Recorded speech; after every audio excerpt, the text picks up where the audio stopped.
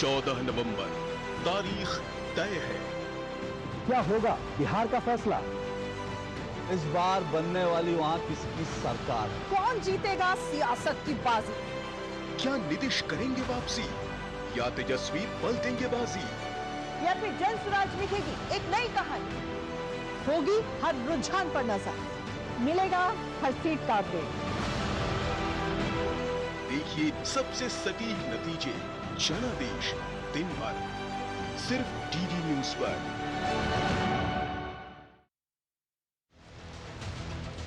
वक्त बदला है, तेवर नहीं, दो टूक कहने का है अंदाज वही। न फेक एजेंडा की बिसात, न झूठ का जाल, सिर्फ तथ्य, तर्क और तीखे सवाल। देखिए मेरे साथ दो टूक, सोमवार से शुक्रवार रात 10 बजे सिर्फ डीडी न्यूज पर।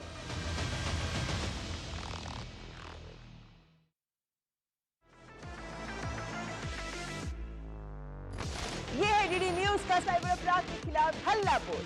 Digital arrest, sextortion, financial frauds, cyber bullying, तमाम मुद्दों पर आपको जागरूक करते हुए आपको रख रहा है इन साइबर अपराधियों से एक कदम आगे। देखिए मेरे साथ साइबर अलर्ट हर शनिवार रात 10 बजे सिर्फ डीडी न्यूज पर। झूठ से भी खतरनाक होता है अधूरा सच, और वैसे ही खतरनाक होती है अधूरी खबर, क्योंकि हर खबर के साथ जुड़ा होता है उसका इतिहास, वर्तमान और भविष्य। देखिए हर बड़ी खबर जिसमें होगा तथ्य, तर्क और सबूत। देखिए पूरा सच प्रखर श्रीवास्तव के साथ सोमवार से शुक्रवार शाम 7:30 बजे सिर्फ डीडी न्यूज पर। 14 नवंबर तारीख तय है। क्या होगा बिहार का फैसला? इस बार बनने वाली वहां किसकी सरकार? कौन जीतेगा सियासत की बाजी? क्या नीतीश करेंगे वापसी या तेजस्वी पलटेंगे बाजी? या फिर जन स्वराज लिखेगी एक नई कहानी? होगी हर रुझान पर नजर, मिलेगा हर सीट का अपडेट। देखिए सबसे सटीक नतीजे जनादेश दिन भर सिर्फ डीडी न्यूज पर।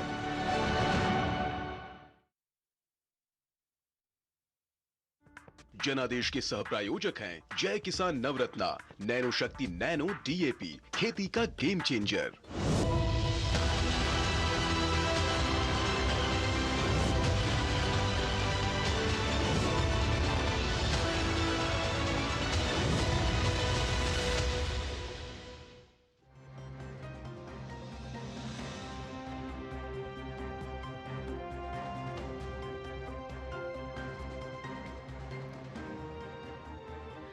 नमस्कार, सुबह के 9 बज रहे हैं और 1 घंटे की मतगणना पूरी हो गई है। अगर नेताओं की धड़कनों की बात करें तो वो तेज हो गई हैं, क्योंकि पूजा अर्चना का दौर चल रहा है। लेकिन हम आपको बता दें, मैं और मेरे सहयोगी आरेंद्र प्रताप सिंह आपके साथ लगातार रहने वाले हैं और सबसे पहले, सबसे सटीक, सबसे विश्वसनीय जो नतीजे हैं वो आपको डीडी न्यूज से ही मिलेंगे। बिल्कुल, और इस वक्त की बड़ी ब्रेकिंग, 1 घंटे की मतगणना एक तरीके से पूरी हो चुकी है। 155 सीटों के रुझान अभी तक आए हैं, जिसमें से 89 सीटों पर एनडीए बढ़त बनाए हुए है और 51 पर बीजेपी का स्कोर है। और महागठबंधन के लिहाज से अगर बात की जाए तो अभी वो 62-63 के आसपास उसका नंबर सेटल होता हुआ, और एनडीए 90 पे पहुंच गया है। सीमांचल में 6 सीटों पर एनडीए बढ़त बनाए हुए, क्योंकि अगर क्षेत्रवार नतीजों की भी बात की जाए या रुझान की बात की जाए तो वो भी काफी अहम है। रीमा, बिल्कुल आरेंद्र, और देखिए एग्जिट पोल्स में जो दिखाया गया था लगभग कुछ हद तक वैसा ही दिख रहा है, क्योंकि अगर बीजेपी की बात करें तो 50 सीटों पर रुझान में बीजेपी आगे चल रही है, यानी 3 की बढ़त होती हुई दिख रही है। और मिथिला में महागठबंधन, यानी मिथिला वो एरिया था जिसको लेकर तमाम अटकलें लगाई जा रही थी, लेकिन वहां भी 12 सीट पर एनडीए ही आगे दिख रही है। तो कुल मिलाकर मगध की 18 सीटों पर इस वक्त एनडीए आगे दिख रही है।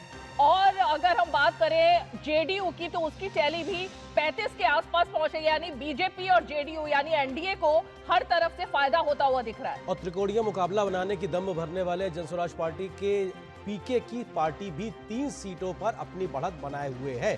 तो ये देखना भी दिलचस्प होगा कि एक लगभग 1 घंटे के वोटों की गिनती में जिसमें अधिकांशतः पोस्टल बैलेट है, उसके नतीजे किस ओर शिफ्ट होते नजर आ रहे हैं। और इस बीच बात करते करते ये कुल रुझान 158 सीटों के आए, जिनमें से 93 सीटों 93 सीट्स के जो रुझान है वो एनडीए के पक्ष में, 62 सीटें महागठबंधन के पक्ष में। और रुझानों में एनडीए को सीधे तौर पे एक बड़ी बढ़त मिलती हुई महागठबंधन के मुकाबले दिखाई पड़ रही है। मैथिली ठाकुर का भी जिक्र हम लोग लगातार रीवा करते रहे और इस वक्त वो अपनी अलीनगर सीट से आगे चल रही है। बिल्कुल देखिए, और उनके चुनाव प्रचार को लेकर कई बातें लग रही थी, लेकिन ये देखिए जो चल रहा है सीवान से मंगल पांडे, इनको लेकर भी बहुत अटकलें चल रही थी कि क्या ये अपनी सीट पर इस बार पीछे रह जाएंगे, लेकिन अभी तक वो आगे चल रहे हैं। और रघुनाथपुर से ओसामा जो कि शहाबुद्दीन के बेटे हैं, जिनको लेकर एनडीए ने बड़ा मुद्दा बनाया था, वो अभी फिलहाल अपनी सीट से आगे चल रहे हैं। तो ये जो तमाम टैली आप देख रहे हैं, बड़े चेहरे, बड़े उम्मीदवार जो रहे, जिन पर सबकी निगाहें लगी हुई थी, वो आपको टेलीविजन स्क्रीन पर दिखाई दे रही हैं।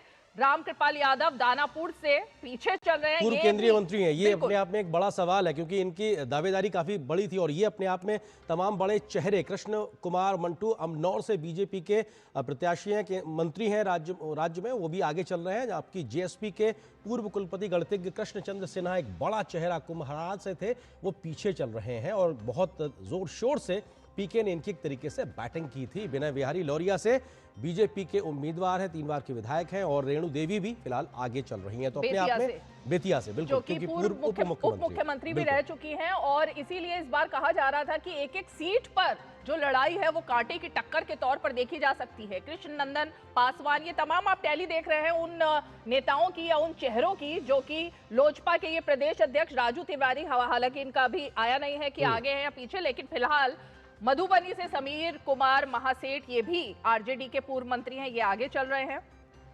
झंझारपुर से नीतीश मिश्रा आगे चल रहे हैं, बीजेपी के हैं और पूर्व मुख्यमंत्री डॉक्टर जगन्नाथ मिश्रा के बेटे हैं। बड़ा राजनीतिक परिवार के तौर पे इनकी तरीके से विरासत है। और शीला कुमारी पुलवासरा से जेडीयू की हैं, परिवहन मंत्री के तौर पर बिहार में वो आगे चल रही हैं। और विजेंद्र प्रसाद यादव भी सुपौल से जेडीयू के प्रत्याशी, वो आगे चल रहे हैं। तो ये तमाम बड़े चेहरे, और इस वक्त एक घंटे की मतगणना पूरी होने के बाद में लगभग 163 सीटों के रुझान आ चुके हैं, 164 सीटों के, इनमें से 93 पे लगभग 100 के आंकड़े के आसपास पहुंचता हुआ एनडीए दिखाई पड़ रहा है।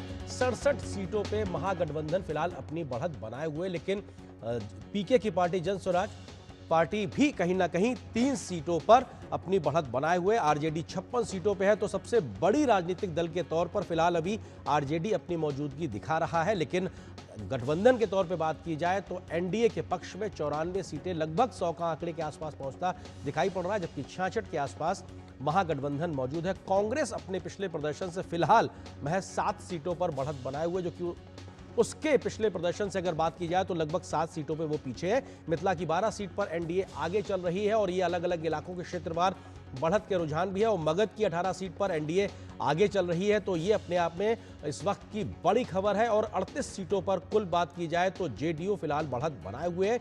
जन स्वराज पार्टी भी 3 सीटों पर आगे है। और डीडी न्यूज पर सटीक और विश्वसनीय नतीजे सबसे पहले लगातार हम आपको दिखा रहे हैं। और असदुद्दीन ओवैसी की एआईएमआईएम सीमांचल में 1 सीट पर आगे है। उनके जो प्रदेश अध्यक्ष हैं वो उस सीट पर अपनी बढ़त बनाए हुए, और हम पार्टी भी 1 सीट पर आगे है। हम जानते हैं हम पार्टी 6 पर लड़ी थी और उनमें से 1 सीट पर फिलहाल वो आगे चल रही है। जीतन राम मांझी की पार्टी है। इसी प्रकार से ये बेहद महत्वपूर्ण। Reema, over to you. बिल्कुल आरेंद्र, और देखिए इस वक्त की कई बड़ी खबरें हैं जो कि मिथिला में महागठबंधन फिलहाल आगे चलता हुआ दिख रहा है, लेकिन मिथिला की 12 सीटों पर एनडीए आगे दिखाई दे रही है। तो ये इस वक्त की बड़ी चुनाव ब्रेकिंग है, जिसमें कि मिथिला पर सबकी निगाहें लगी हुई थी। उसके अलावा अगर हम बात करें तो मगध की 18 सीटों पर एनडीए फिलहाल आगे दिखाई दे रही है। तो मगध जो कि सबसे अहम एरिया माना जा रहा था, और इस वक्त जन स्वराज पार्टी 3 सीटों पर आगे दिखाई दे रही है। तो जन स्वराज को लेकर अटकलें थी कि क्या वो सिर्फ वोट कटुआ पार्टी बनकर रह जाएगी आरेंद्र, लेकिन जन स्वराज 3 सीटों पर आगे चल रही है। एआईएमआईएम सीमांचल पर सिर्फ 1 सीट पर ही आगे दिखाई दे रही है। तो ये एक बड़ी बात है, क्योंकि एआईएमआईएम ने भी बड़ा प्रचार किया, लेकिन उसके बावजूद अभी फिलहाल सिर्फ 1 सीट। हम पार्टी भी 1 सीट पर आगे है। हम पार्टी को लेकर भी कई अटकलें थी कि एनडीए में जो सीट का बंटवारा हुआ है उसको लेकर क्या सब चल रहा था, लेकिन 1 घंटे के बाद ये जो ताजा स्थिति है वो बनी हुई है, और इसके मुताबिक एनडीए को फिलहाल बहुमत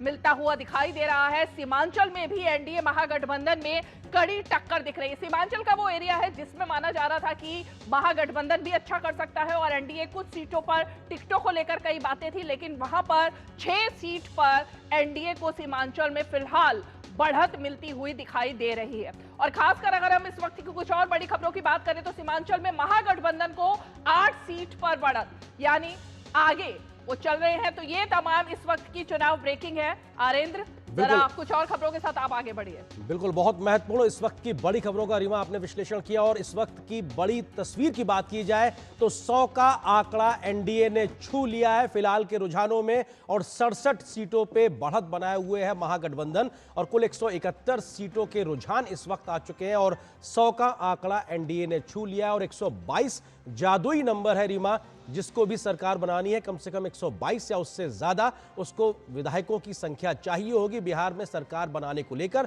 तो अब की बार बिहार में किसकी सरकार? 122 के जादुई आंकड़ों को छूने के लिए एनडीए महज अभी 22 सीटें पीछे है, लेकिन महागठबंधन को 67 से 122 तक का सफर तय करना पड़ेगा अभी के 171 रुझानों में।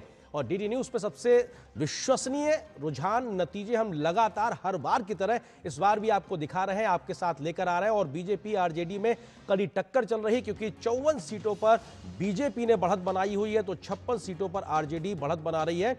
तो दोनों पार्टियों में कौन सबसे बड़ी सिंगल लार्जेस्ट पार्टी बनेगी, ये देखना भी दिलचस्प होगा। रीमा, ये बहुत अपने आप में महत्वपूर्ण है कि गठबंधन के लिहाज से भी और कौन बड़ी पार्टी होगी उस लिहाज से भी। बिल्कुल, देखिए ये जो अटकलें थी अब वो लग रहा है अटकलें तो खत्म हो गई हैं, क्योंकि बीजेपी आरजेडी में कड़ी टक्कर कई सीटों पर अभी भी दिखाई दे रही है। अंग क्षेत्र की बात करें तो वहां पर बीजेपी 6 और जेडीयू 7 सीटों पर आगे है। यानी अंग क्षेत्र जिसकी बात की जा रही थी, वो रीजन जिसमें पिछली बार रुझानों में एनडीए ने काफी अच्छा किया था, इस बार इस वक्त की बड़ी ब्रेकिंग न्यूज बता दें कि रुझानों में एनडीए ने सेंचुरी लगा दी है। तो एनडीए लगता है कि पूर्ण बहुमत की तरफ रुझानों में फिलहाल आरेंद्र बढ़ती हुई दिखाई दे रही है, और अंग क्षेत्र में भाजपा 6 और जेडीयू 7 सीटों पर आगे दिख रही है। बिल्कुल, और ये इस वक्त की बड़ी खबर ये है कि सेंचुरी से आगे बढ़कर 103 तक का आंकड़ा एनडीए छूता हुआ नजर आ रहा है। 122 से कुछ सीटें पीछे, और महागठबंधन अभी 70 सीटों से पीछे 69 पर अभी बना हुआ है। तो ये देखना बड़ा दिलचस्प होगा। और पहली पार्टी कौन होगी सिंगल लार्जेस्ट, उसको लेकर भी बीजेपी और आरजेडी के बीच में इस वक्त बड़ा कांटे का मुकाबला दिलचस्प देखने को मिल रहा है। लेकिन रीवा, जो लगातार आप कई महीनों तक बिहार में भी रही और वोटिंग दो चरणों में हुई, उसमें बढ़ा हुआ बम्पर वोटिंग को लेकर सबसे ज्यादा चर्चा हो रही थी। उस बढ़े हुए बम्पर वोटिंग का ट्रांसलेशन अब रुझानों में कम से कम नजर आ रहा है। महिला वोटर्स बड़ी संख्या में जो निकली थी, युवा जो निकले थे, वो कहीं अब नजर आता हुआ इन रुझानों में दिखाई पड़ रहा है। सम्राट चौधरी फिलहाल अपनी सीट तारापुर से आगे चल रहा है, उप मुख्यमंत्री के तौर पर, बीजेपी के सबसे बड़े चेहरे के तौर पर बिहार में, जिनका इंटरव्यू भी आपने किया था। चेनारी से एलजेपी रामविलास के मुरारी प्रसाद गौतम इस वक्त आगे चल रहे हैं। और फिर हम आपको बता दें, रुझानों में एनडीए ने लगभग सेंचुरी लगा ली है, और चेनारी से मुरारी प्रसाद गौतम एलजेपी रामविलास पासवान के आगे चल रहे हैं। लेकिन आरेंद्र, जो आप बात कर रहे हैं, इसमें यह भी देखने वाली बात है कि भाई 58 सीटों पर अगर आरजेडी आगे चल रही है, इसका मतलब है कि लोगों ने, या अब ये तो एनालिसिस बाद में करेंगे, कि 58 सीटों तक अगर आरजेडी पहुंच रही है, इसका मतलब युवाओं ने, महिलाओं ने आरजेडी को भी पूरी तरह से नकारा नहीं है। लेकिन आज तो आपने देखा कि जैसे ही आरजेडी की तरफ रुझान आना शुरू हुआ, तो सुबह से पटना में जो मार्केट है वो डाउन होनी शुरू हो गई और प्रॉपर्टी के रेट्स कम होने शुरू हो गए। तो ये जो खबरें आ रही थी, उससे तो ऐसा लग रहा था कि जनता अभी भी जंगल राज को याद कर रही है, लेकिन सीटों में कुछ और ही दिख रहा है। बिल्कुल, और 111 बड़ा शुभ संकेत या नंबर कहा जाता है। 111 का वो नंबर फिलहाल एनडीए ने छू लिया है, 112 पहुंच गया है, और महज 10 सीटों का अंतर 122 तक पहुंचने के लिए फिलहाल एनडीए के पास रह गया है, और 70 सीटों पे महागठबंधन बना हुआ है। और जिस बात का जिक्र आप कर रही थी, 8 बजे से पहले ही आज बिहार से तमाम राजनीतिक दलों की ओर से पोस्टर वार की भी शुरुआत हो गई थी, और हमने देखा कि सभी दल अपने अपने तरीके से अपने अपने नेताओं को प्रोजेक्ट करते हुए सरकार बनाने के दावे कर रहे थे। लेकिन अब लगभग 1-1.5 घंटे के बीच में स्थितियां काफी हद तक स्पष्ट होती हुई, और बात करते करते ये आंकड़ा 114 पहुंच गया है, 115 पहुंच गया एनडीए के पक्ष में। और जो सबसे सिंगल लार्जेस्ट पार्टी की हम बात कर रहे थे, बीजेपी 60 पे और आरजेडी 57 पर। रीवा, दूसरी तरफ आरेंद्र, एक ये गौर करने वाली बात है कि अभी जन सुराज की टैली भी बढ़ती हुई दिख रही है। माना जा रहा था जन सुराज 10% के आसपास वोट एग्जिट पोल में भी दिख रहे थे कि वो ले सकती है, लेकिन 3 सीटों पर जन सुराज के जो कैंडिडेट्स हैं वो आगे चल रहे हैं। इसका मतलब इस बार जन सुराज ने भी अपनी प्रेजेंस दिखाई है कुछ हद तक, और इसीलिए सीपीआई माले भी एक सीट पर आ गए। हालांकि इनकी टैली बहुत खराब चल रही है सीपीआई माले की, उम्मीदें बहुत लगाई जा रही थी इनके साथ कि क्या इस बार महागठबंधन में ये भी अहम चेहरा साबित होंगे, लेकिन ऐसा लग नहीं रहा है फिलहाल टैली के मुताबिक। लेकिन एलजेपी अब उसकी भी टैली बढ़ गई है, 4 सीटों पर आगे हो गई है एलजेपी। पिछली बार डेंट डाला था नीतीश कुमार और जेडीयू केस से अलग होने की वजह से चिराग पासवान ने वोट प्रतिशत में, लेकिन इस बार क्योंकि एकजुट था पूरी तरह से एनडीए, तो टैली लगातार ये दिखा रही है कि एनडीए काफी अच्छा कर रहा है। बिल्कुल, और चेनारी से एलजेपी रामविलास के मुरारी प्रसाद गौतम आगे चल रहे हैं। चिराग पासवान की पार्टी के प्रत्याशी जिन्होंने कुल 29 सीटों पर विधानसभा चुनाव में अपने प्रत्याशी खड़े किए थे। अब तक के रुझानों में कांग्रेस का खराब प्रदर्शन दिखाई पड़ रहा है। 9 सीटों पर फिलहाल कांग्रेस बढ़त बनाए हुए है। अभी तक के लिहाज से पिछले प्रदर्शन से लगभग 7 सीटें पीछे कांग्रेस इस वक्त बनी हुई है। तो ऐसे में कांग्रेस का प्रदर्शन अभी तक के रुझानों में बेहतर नहीं है। इस बीच 119 तक एनडीए पहुंच गया, 122 आंकड़ा है जादुई सरकार बनाने का, उससे महज 2 सीटें पीछे है रीमा इस वक्त एनडीए सरकार बनाने के लेकर अगर बात की जाए। अब तक के रुझानों में कांग्रेस के प्रदर्शन को लेकर अगर बात की जाए तो महज 9 सीटों पर, लेकिन आरजेडी 57 सीटों पे है, 62 सीटों पर बीजेपी आगे और 121 ही आंकड़ा हो गया है, और 122 वो जादुई आंकड़ा है जिसके बाद सरकार बनने की बात कही जा सकती है। और बमुश्किल अगर देखा जाए तो मुश्किल से 1 मिनट में ये आंकड़ा संभवतः एनडीए छू लेगा। इसका मतलब आरेंद्र ये भी दिख रहा है कि कोई anti incumbency factor Nitish Kumar के खिलाफ दिखाई नहीं दिया, और 122 हो गया रीमा, 122 हो गया बिल्कुल। लेकिन हमारे साथ खास मेहमान है, लेकिन निखिल जैन क्योंकि कांग्रेस के समर्थक भी हैं और राजनीतिक विश्लेषक भी है, समीर चौगावकर जी भी है, लेकिन निखिल जैन सबसे खराब प्रदर्शन कांग्रेस पार्टी का दिख रहा है भाई, जिसकी आशंका भी थी और जिसको चेताया भी गया था। अब राहुल गांधी तो विदेश में बैठे हुए हैं।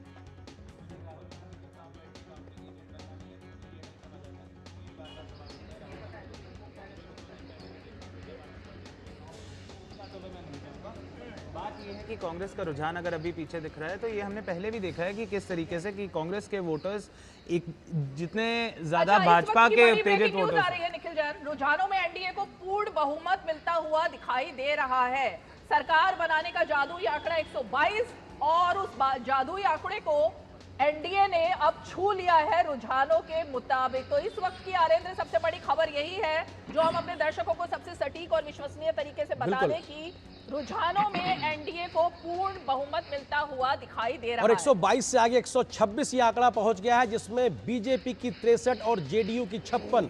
बीजेपी जेडीयू ने 101 सीटों पर चुनावी प्रत्याशी उतारे थे और कमोबेश लगभग दोनों आसपास प्रदर्शन करते हुए नजर आ रहे हैं। सबसे बड़ी पार्टी के तौर पर बीजेपी है तो 56 जेडीयू के पास है और 56 ही इस वक्त आरजेडी के पास नजर आ रहे हैं। तो ऐसे में 127 का आंकड़ा एनडीए छूता हुआ, 71 पर महागठबंधन सिमटता हुआ दिखाई पड़ रहा है। बड़ी खबर, रुझानों में एनडीए की एक बार फिर से बिहार में सरकार।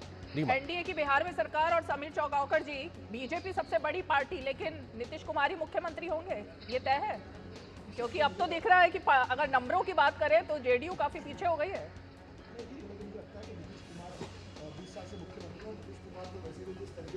पार्टी मारते रहे तो उसकी संभावना न रहे, इसके लिए मुझे लगता है कि नीतीश कुमार मुख्यमंत्री बनेंगे। और प्रधानमंत्री मोदी इसका जिक्र कर चुके थे, अमित शाह ने इसका जिक्र किया, भारतीय जनता पार्टी के तमाम नेता बिहार में चुनाव प्रचार के दौरान नीतीश कुमार को कहते रहे। अमित शाह जी ने भी कहा था कि भाई केंद्र में कोई वैकेंसी नहीं है और प्रदेश में भी कोई वैकेंसी नहीं है। तो मुझे लग रहा है नीतीश कुमार बनेंगे। 57 सीटों पर नीतीश कुमार की पार्टी इस समय चल रही है। भारतीय जनता पार्टी सबसे बड़ा दल बनकर आएगी। मनोज यादव बीजेपी के प्रवक्ता हमारे साथ लगता है बीजेपी से जुड़ गए हैं। मनोज यादव जी, जादुई फिगर तो क्रॉस कर ली है जी। रीमा जी, ये साफ साफ दिखाता है कि कट्टा करप्शन और कुशासन की नीति को दरकिनार कर दिया है। जो रंगदारी और जो वंशवाद और परिवारवाद और जातिवाद की राजनीति है उसको दरकिनार करते हुए बिहार के जनता ने विकास के ऊपर मोहर लगाई है। माननीय नरेंद्र मोदी जी और नीतीश कुमार के नेतृत्व पर मोहर लगाई है। स्पष्ट रूप से सामने ही आपके सामने एग्जिट पोल जो दिखा रहा था वही एग्जिट पोल सामने आ रहे हैं। और जिस तरह से आपने बताया, आप तो खुद ही बिहार में रहे थे, क्या मिथिलांचल, क्या मगध, क्या आपका सीमांचल, सभी क्षेत्रों में एनडीए बढ़त बढ़ाए हुए है। वो साफ साफ दिखाता है कि भारतीय जनता पार्टी का जो एनडीए गठबंधन है, जो 5 पांडवों का जो गठबंधन था, वो एकजुट होकर के लड़ा और जो ये लठबंधन और ठगबंधन था उसको दरकिनार करते हुए जनता ने निश्चित रूप से भारतीय जनता पार्टी और एनडीए को ये समर्थन दिया है। जहां तक कांग्रेस पार्टी का और राहुल गांधी का सवाल है, जैसा आपने कहा कि वो चले जाते हैं, एक है ना, बचपन में हम लोग देखते थे बच्चा साल भर नहीं पढ़ता है, फिर आखिरी में कहता है कि अभी मामा के घर जाना है, क्योंकि उसको पता है कि रिजल्ट तो फेल ही होने वाला हूं, तो किसी तरह से मार्क्स से बच जाऊंगा, तो फेल होने के डर से बच्चा हमेशा इसी तरह भागता है। और राहुल गांधी के बारे में मैं एक बात और कहना चाहूंगा, ये ना 3 में ना 13 में एक पिटे हुए प्यादा है। कांग्रेस भी पिटी हुई, कांग्रेस आप देख रहे हैं लगातार पिटती है, हर चुनाव में पिटती है, और राहुल गांधी भी पिटे हुए प्यादा है।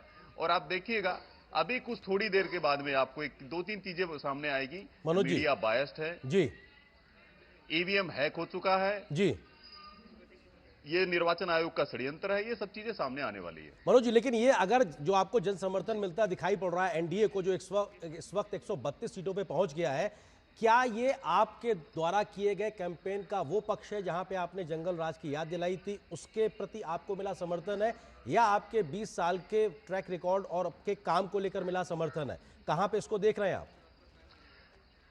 देखिए, जब माननीय नरेंद्र मोदी जी और नीतीश बाबू का जो सुशासन की जो वहां पर एक नींव रखी गई है, और जिस तरह से वहां पर रोड बने हैं, आप देखिए वहां पर किस तरह से रोड बने हैं, किस तरह से विकास हो रहा है, बेटियां खुलेआम घूम सकती हैं, कानून व्यवस्था बहुत अच्छी हो गई है। 5 बजे के बाद जो निकल नहीं पाते थे, आज 5 बजे के 10 बजे भी बच्चियां घूम पाती है। वहां नारी का सशक्तिकरण हो रहा है, जिस तरह से जीविका दीदी हमारी वहां केंद्रीय बिंदु बन गई है, अर्थ का वहां ड्रोन दीदियां हैं, वो प्रधानमंत्री नरेंद्र मोदी जी के द्वारा उनको आवास देने का काम किया गया।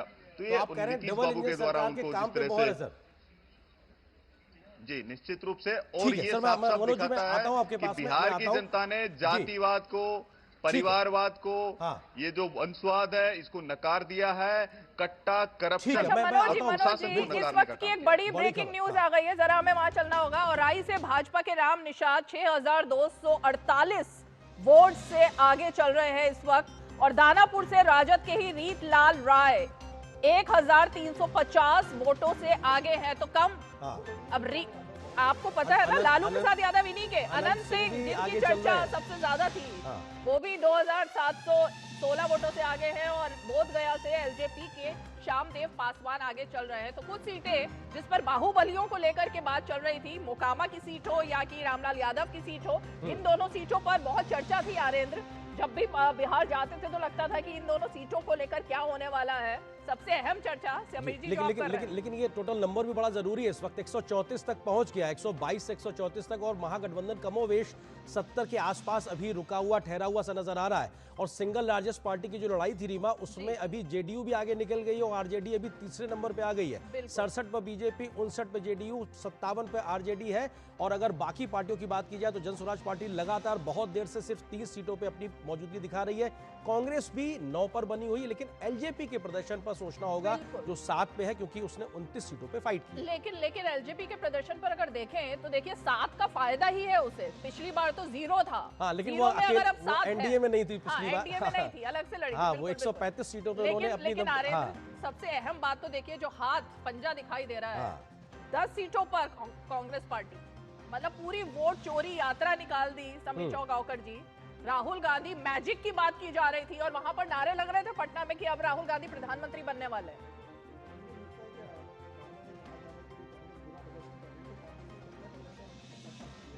कब बिहार के चुनाव का प्रदर्शन किया, मुझे तो याद नहीं कि मतलब कांग्रेस कब सत्ता से बाहर हो गए। 35 साल से तो कांग्रेस का बिहार में कोई नाम लेने वाला भी नहीं बचा, और मुझे लग रहा है कि राहुल सर, ये रिएक्शन आ रहे हैं, कुछ सुन लेते। निश्चित रूप से जो हम लोगों को फीडबैक है उसी डायरेक्शन में रिजल्ट आ रहा है, लेकिन एक बार क्लैरिटी हो जाए 1 घंटा के बाद तब बेटर। तरीके से दावे भी किए गए सर कि सरकार बन रही है, हम लोग जो है समर्थन मिल रहा है, और नेपाल बनाने की भी बातें कही गई सर। भाई, हम तो देख रहे थे कि लोग पोर्टफोलियो बांट रहे थे आपस में, कौन बनेगा मुख्यमंत्री, कौन उप मुख्यमंत्री, डेट डिसाइड कर रहे थे किस दिन ओथ लेंगे।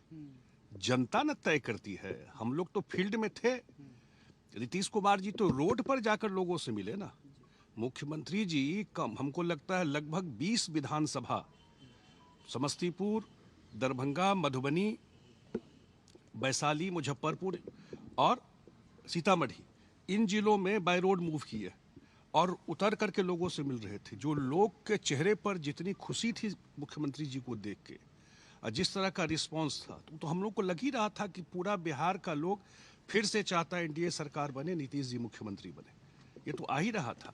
लेकिन अब लोग जिस तरह का बात उसी टाइप इसी भाषा के खिलाफ लोग रहे हैं, उनको पता नहीं है जिस तरह की भाषा वो बोल रहे थे कि क्या नेपाल बन जाएगा भाई।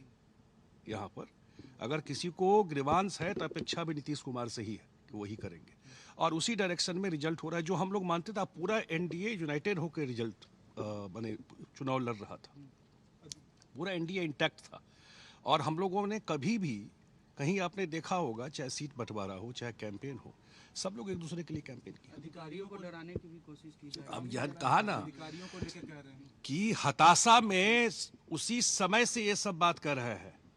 आप बताइए, मैं आप लोगों से भी पूछ रहा हूँ, आप लोग भी फील्ड में गए थे, पत्रकार है, आप जो रिस्पांस लोगों का देख रहे थे जिस तरीके एनडीए को लेकर के और खास करके मुख्यमंत्री जी को लेकर के, वो रिस्पांस कैसा था? यही बिल्कुल। तो लगभग 1.5 घंटे की मतगणना में रीमा, अभी इस वक्त की पहला बड़ा एक रिएक्शन आया है संजय कुमार झा का। उन्होंने कहा साहब पोर्टफोलियो बांट रहे थे आप लोग तो, और नतीजे कुछ और है, और 136 आंकड़ा पहुंच गया। बनेगा मुख्यमंत्री, इसकी लड़ाई थी। लेकिन आरेंद्र ब्रेक ले, लेकिन लग रहा है अब टाइगर अभी जिंदा है। बिल्कुल, वो पोस्टर जो कल से चर्चा में लगातार बना हुआ था। फिलहाल एक छोटे से ब्रेक के लिए रुकते हैं, लेकिन आंकड़ों के सबसे विश्वसनीय सटीक नतीजों और रुझानों के साथ डीडी न्यूज पे आप लगातार बने रहिए। बहुत छोटे से ब्रेक के बाद बहुत जल्द वापस आते हैं, अपने मेहमानों से चर्चा करेंगे।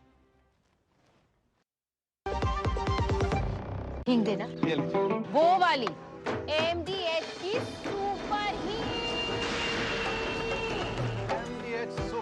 जिन्होंने यूज किया है वो जानते हैं असली हींग का स्वाद।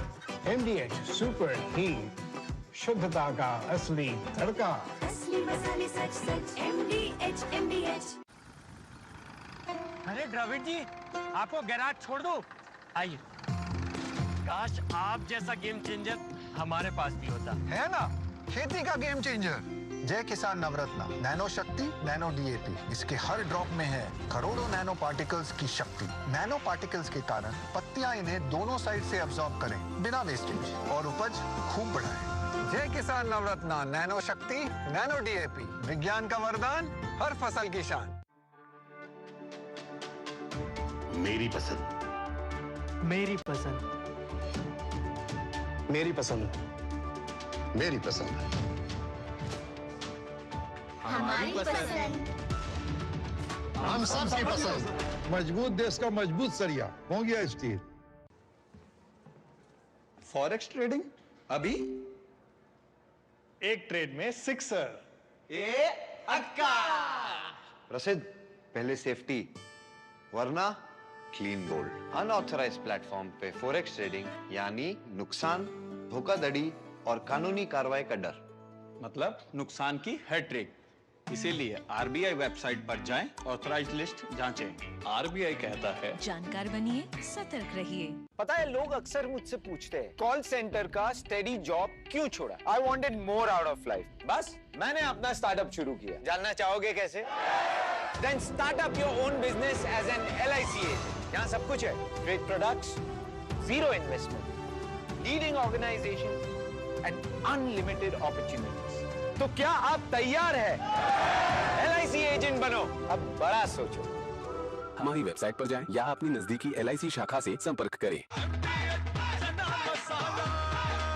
अब छोलिया हो या लोबिया, सफेद चने या काले चने, सब कुछ मजेदार बने। और ब्रेक के बाद आपका स्वागत है डीडी न्यूज के इस खास कार्यक्रम जनादेश में। आज जनता का आदेश, बिहार की अगली विधानसभा सरकार के कौन होगा, किसके हाथ में सत्ता की चाबी होगी, ये सुबह 8 बजे से सबसे सटीक, पहले और विश्वसनीय तरीके से डीडी न्यूज लगातार बता रहा है। और हम आपके साथ हैं। इस वक्त का आंकड़ा 145 एनडीए के पक्ष में और 73 पर महागठबंधन सिमटता हुआ नजर आ रहा है। सीधे तौर पे बहुमत के 122 के आंकड़े से आगे इस वक्त एनडीए दिखाई पड़ रहा है। और ये कलर कोडिंग के साथ बिहार का मैप, जहां पे अलग अलग दलों की जहां पे बढ़त इस वक्त बनी हुई है। सिंगल लार्जेस्ट पार्टी के तौर पर बीजेपी अपने पिछले प्रदर्शन से भी बेहतर करते हुए 75 सीटों पर आगे, 63 पर जेडीयू है और 58 सीटों पर सिमटती हुई आरजेडी नजर आ रही है। तो अपने आप में इस वक्त की बड़ी स्थिति दिखाई पड़ रही है। ओंटा ब्रिज की हम अगर बात करें, जो अपने आप में विकास की एक पहचान बन गया है रीमा, वहां पर भी आप देखिए किस प्रकार से जिस विकसित और बदलते बिहार की बात हो रही थी, वहां नतीजे दिखाई पड़ रहे हैं। बिल्कुल। और इस सेतु को जब हम गए थे आरेंद्र कॉन्क्लेव के लिए, तब इसकी बहुत चर्चा थी, क्योंकि इसके बिल्कुल सटा हुआ मरीन ड्राइव भी है, जहां पर हर रोज वहां बड़ी भीड़ दिखाई देती है और देवेंद्र फडणवीस ने तो कह दिया था कि मुंबई से भी सुंदर ये पटना का मरीन ड्राइव है। तो लगता है वोट जो पड़े हैं वो इसी बदलाव को। और देखिए लगातार टैली हम फिर से दिखा रहे हैं। अनंत कुमार सिंह मोकामा से जेडीयू के प्रत्याशी चर्चा में थे, आगे चल रहे हैं। मंगल पांडे सीवान से, जिनकी सीट की अभी हम चर्चा कर रहे थे आरिंदर, पीछे हो गए हैं वो, बहुत क्रूशल थी उनकी सीट। और मैथिली ठाकुर अलीनगर बीजेपी से लोक गायिका, ये अब आगे चल रही हैं। पहले थोड़ी सी पीछे चल रही थी लेकिन अब ये आगे हैं। उसामा शाहबुद्दीन के बेटे रघुनाथपुर से अब ये भी आगे हो गए हैं, आरजेडी के प्रत्याशी। तो कुल मिलाकर ये कई बड़े चेहरे हैं। तेज प्रताप यादव महुआ से फिलहाल पीछे चल रहे हैं अपनी किस्मत आजमाने के लिए, और बहुत उन्होंने चुनौती दी थी लेकिन पीछे हो गए। बिल्कुल, लेकिन एक बड़ी तस्वीर ये भी कि 150 के आंकड़े के पास पहुंचता हुआ एनडीए गठबंधन 148 तक पहुंच गया है। चक्षु राय जी हमारे साथ में मौजूद हैं, राजनीतिक को विश्लेषक के तौर पे अपनी बहुत गहरी पकड़ रखते हैं। चक्षु राय जी, किस तरह से देखा जाए, क्योंकि जो तमाम एग्जिट पोल आए थे उसमें एनडीए सरकार बन रही थी, लेकिन 150 के आंकड़े के आसपास तो ये तो एक बेहतर कंफर्टेबल पोजीशन दिखाई दे रहा है। चक्षु जी। डॉक्टर साहब, आप सुबह से जो आप बात कर रहे हैं तो आपने एक बड़ा अच्छा शब्द का इस्तेमाल किया है, रुझान। और तो रुझान एक डायरेक्शन दिखा रहा है, बट जहाँ तक मेरी समझ है, और आप लोग ने तो इतने सारे चुनाव मेरे से पहले देखे होंगे, मेरे ख्याल से 1 या 2 राउंड के वोट्स अभी काउंट हुए हैं। तो और औसतन हर सीट पे मेरे ख्याल से 28 से 30 राउंड होने हैं। तो रुझान ठीक है, बट हम लोगों को थोड़ा सा इंतज़ार कर लेना चाहिए। 2-3 चीज़ें जो थोड़ा सा अगर हमारे दर्शक देखना चाहें तो 122 का जो नंबर है वो मेजॉरिटी के लिए नंबर है। नीतीश कुमार जब पहली बार, एक्चुअली नीतीश कुमार सबसे पहली बार 2000 में चीफ मिनिस्टर बने थे 7 दिन के लिए, और उस वक्त क्योंकि वो अपना बहुमत नहीं जता पाए थे इसलिए उनको इस्तीफा देना पड़ा था। 2005 में शायद एक ऐतिहासिक साल था, वो 2 बार चुनाव हुआ था। एक बार फरवरी में चुनाव हुआ था, उसके बाद अक्टूबर में चुनाव हुआ था जी, और फिर नवंबर में नीतीश कुमार ने ओथ ली थी। सर बता रहे थे कि जब नीतीश कुमार चीफ मिनिस्टर बने हैं। सर आप अपनी बात पूरी करें, लेकिन बस एक आंकड़ा कि 150 का आंकड़ा एनडीए ने छू लिया है, और जो आप बात कह रहे थे 151, क्योंकि वो रुझान ही है, इसमें बिल्कुल कोई दो राय नहीं है। अंतिम आंकड़े बिल्कुल नहीं है, लेकिन ये बहुत महत्वपूर्ण 151 का आंकड़ा एनडीए फिलहाल छूता हुआ नजर आ रहा है। रीवा, ब्रेकिंग न्यूज के लिए आपके पास। Rewa, over to you. और इस वक्त की बड़ी चुनाव ब्रेकिंग न्यूज आ रही है जो हम लगातार आपको दिखा रहे हैं, क्योंकि रुझानों में एनडीए ने छुआ 150 का आंकड़ा। तो बड़ा एक अंतर जो है वो अब दिखाई दे रहा है। 122 का आंकड़ा था, लेकिन 122 से सीधे 150 पर रुझानों में एनडीए ने छू लिया है वो आंकड़ा। बहुमत के लिए 122 चाहिए, लेकिन 150। और हमने देखा था गृह मंत्री अमित शाह ने टारगेट दिया था 160 का, बीजेपी ने टारगेट दिया 160 का। एनडीए की तरफ से माना जा रहा था कि 150 से ऊपर हम जाएंगे, और कुछ उसी तरह का आंकड़ा रुझानों में एनडीए छूता हुआ गठबंधन दिखाई दे रहा है। तो इस वक्त की ये बड़ी ब्रेकिंग न्यूज है, जिसमें कि पूर्ण बहुमत के साथ एनडीए की एक बार फिर से सरकार बनती हुई दिखाई दे रही है। और महागठबंधन जिन्होंने पलायन का मुद्दा उठाया, जिन्होंने तमाम मुद्दे उठाए, लगता है कि जनता ने उनको छुआ नहीं और रास नहीं आया। तो 150 का आंकड़ा रुझानों में एनडीए पार करता हुआ दिखाई दे रहा है गठबंधन। और इस बार जो एकजुटता की बात की जा रही थी, वो एकजुटता एनडीए ने देखी और दिखाई, और लगता है कि उसी का परिणाम है। लेकिन सिंगल लार्जेस्ट पार्टी की अगर हम बात करें तो उसमें बीजेपी इस वक्त सबसे बड़ी पार्टी के तौर पर उभरती हुई दिखाई दे रही है, और नंबर 2 पर जेडीयू, यानी दोनों का तालमेल जो रहा जेडीयू और बीजेपी का इस गठबंधन में, उन्होंने जनता के मुद्दों को छुआ, जनता के दिल को छुआ, और एग्जिट पोल्स में भी जो चीज दिखाई दे रही थी उससे भी कई हद तक बढ़त इस वक्त रुझानों में एनडीए को दिखाई दे रही है। तो रुझानों में एनडीए जो है वो 150 के पार जाता हुआ दिखाई दे रहा है। बिल्कुल, तो ये इस वक्त की बड़ी खबर है, और ये 150 के पार 154 तक पहुंच गया है। 122 जादुई नंबर है, लेकिन 154 तक का सफर एनडीए ने तय किया है फिलहाल अभी के रुझानों में, लेकिन अंतिम आंकड़े आना अभी बाकी है। क्या ये बढ़त इसी प्रकार से बरकरार रहेगी या इसमें कुछ 19-20 फेरबदल होगा? अगर कमोबेश देखा जाए दोनों गठबंधनों के बीच के अंतर का, तो ये लगभग दुगने के आसपास है। 75 के आसपास में महागठबंधन है, तो 154 सीटों पर एनडीए अपनी बढ़त बनाए हुए है। चक्षु राय जी, आप अपनी बात कर रहे थे, इस बात को मैं कहना चाहता हूं कि अंतिम आंकड़े नहीं है, लेकिन अगर ये नंबर सेटल होते हैं, इसके आसपास होते हैं, तो क्या वो बड़े फैक्टर मुद्दे हैं जिसके चलते एनडीए को यह समर्थन मिलता दिखाई पड़ रहा है। चक्षुराज जी जल्दी से।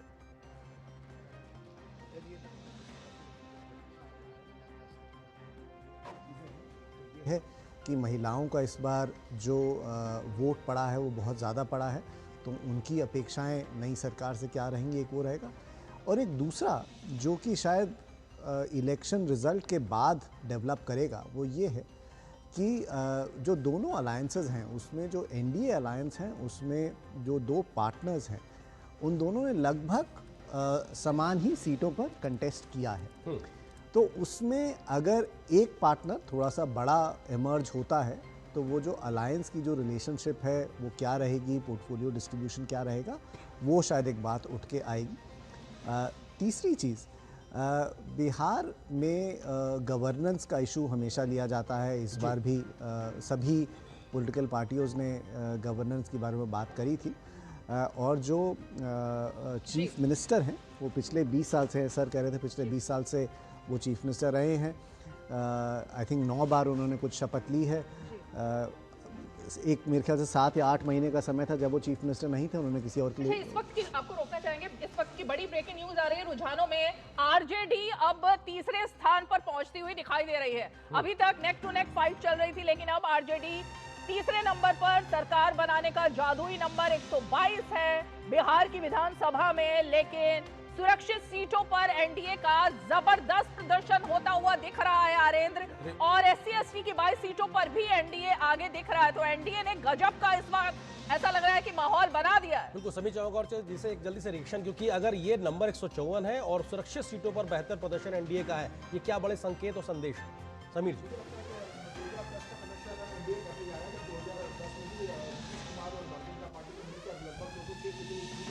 और उसमें बहुत बुरा प्रदर्शन आरजेडी का रहा था, तीसरे नंबर पर पार्टी पहुंच गई थी।